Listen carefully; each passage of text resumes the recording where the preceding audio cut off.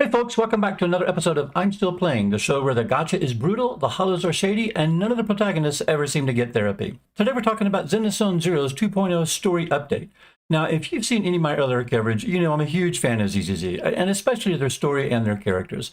It's one of the few gacha games where I think the agent stories and the main chapters, they really make me fall in love with the characters and this world that they've built. So with 2.0, we were getting a whole new zone, a new cast of characters with an entirely new faction, and of course, a main character with, well, enormous potential. So the hype was really high for this one. Sadly, though, I gotta say, I do not think it was quite met. Okay, real quick before we go any further, major spoilers ahead. If you haven't played to the 2.0 main quest line now, go back out, survive those temple tutorials, and come back when you're ready to talk about emotionally flat investigators and cursed public health campaigns. Are you still with me? Okay, let's do this. Okay, so first I want to talk about the English voice acting, because while some of it was fantastic, some of it definitely was not. We're going to start with Yushuan because she is the central figure in this arc. You know, she's got the big backstory, complicated motivations, emotional moments, the whole shebang. And yet, almost every single line she delivers is flat and lifeless. I mean, seriously, I've never heard line delivery that felt more red than this did. That's right. Why don't we eat something nice before heading into the hollow? I'll prepare the food right away. No need to worry. It's just something from the past. I'll tell her the full story when the time's right. Anyway, let's focus on the investigation for now. You know, I don't want to be harsh just for the sake of being harsh, but seriously, it cast a pall over the entire story. You know, I want to love Yushuan, right? I mean, because, you know, Shifu. But I just felt like important beats felt completely flat because the line delivery didn't carry any emotional impact at all. Now, contrast this with Chufufu. Chufufu's VA just was absolutely killing it. Every single line, punchy, energetic, full of character. She brought charm, wit, and a huge amount of humor to the role. And honestly, it's not a surprise that a lot of people walked away liking Chufufu more than they did Yushuan because she felt alive in the story. Careful, everyone. There may be an ambush. Don't worry, we have the upper hand this time. It's time to teach those bad guys a lesson. Yinhu, let's work together and make sure no one slips through, especially Dr. Lore. I mean, seriously, how do you not love this character, right? And also, while we're talking about VAs who also delivered, let's not forget about Pan Yin Hu. Of course, he had a smaller role, but he still delivered a pretty strong performance. He made every moment count, and, you know, he really made you kind of come to like the guy. Very good. You look full of energy. Come. You must be hungry.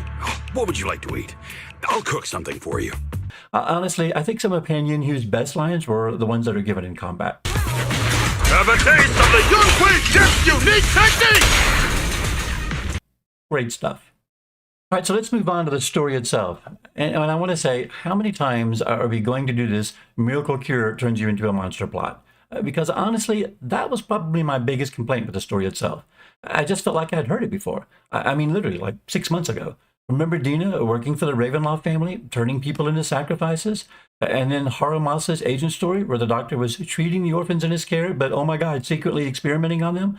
You know, it's just beginning to feel like you can't swing a dead cat in the air, dude, without hitting someone who's pulling bait and switches on people in the hollows. You know, at this point, this isn't foreshadowing anymore, it's just recycling. Hey, I get that ZZZ loves its corporate horror themes, you know, and I am completely here for it. But this arc didn't feel like escalation or evolution, it just felt like a remix. Yes, I speculate the alleviating water contains miasma. Dr. Lore fooled his patients with this analgesic effect. Another doctor lying to his patients and treating them with corrupted Which stuff. would explain How many times are we going to do this story? And by the way, didn't we also just have a story where a sentient sword cursed its wielder? I'm looking at you, Section Chief Miyabi. I mean, seriously, is someone in New Eridu just giving things out to emotionally compromised teams? Well, they need to stop. In short, you know, I felt like the story was okay, and it did get much better towards the end, but the main part of it, to me, it just felt tired.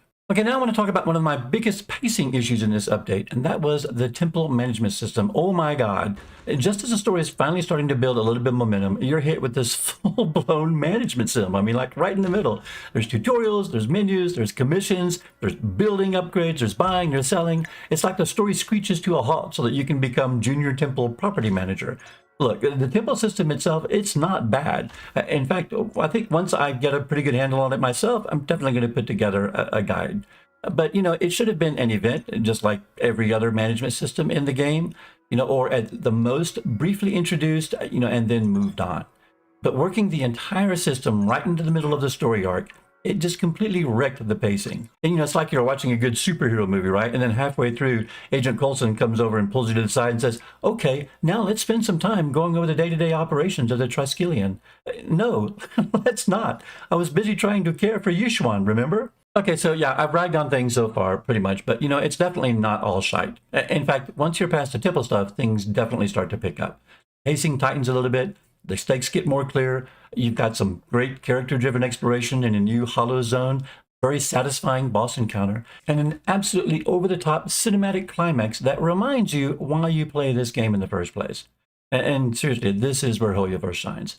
I thought the ending was stylish, I thought it was slick, I thought it finally delivered the emotional payoff that the early parts didn't. And that bit of plot twist at the very end that I'm definitely not going to spoil? Yeah, absolutely fantastic. Okay, so where does that leave us? Well, honestly, I did not hate the 2.0 story. I mean, there's a lot of really good stuff there, right? There are some great performances, some very slick fights, and a really good, strong finish. But it is not their best work. Honestly, I'd put 2.0 in the B tier of ZZZ content. Starts off slow, it gets bogged down with distractions, and honestly, it struggles with one of its central performances. But you know what? That ending very nearly redeems it. And hey, maybe that's kind of the point. New Eridu is the city of second chances, right? I mean, just ask Hugo. He will tell you. Okay, if you've played through the 2.0 story content, let me know what you thought in the comments below. Was I too harsh on Yushwan's VA? Did the temple management tutorial throw you off too? Or were you like, meh, it's fine? And you got to tell me, did you agree that Jufufu ended up being another cat thief, right? Because she steals every single scene that she's in? That's going to do it for this episode of I'm Still Playing. If you guys are enjoying this content, do me a favor, make sure you hit that like button and subscribe if you aren't already. And until next time, you know what? Whatever you're playing, play hard. Cheers.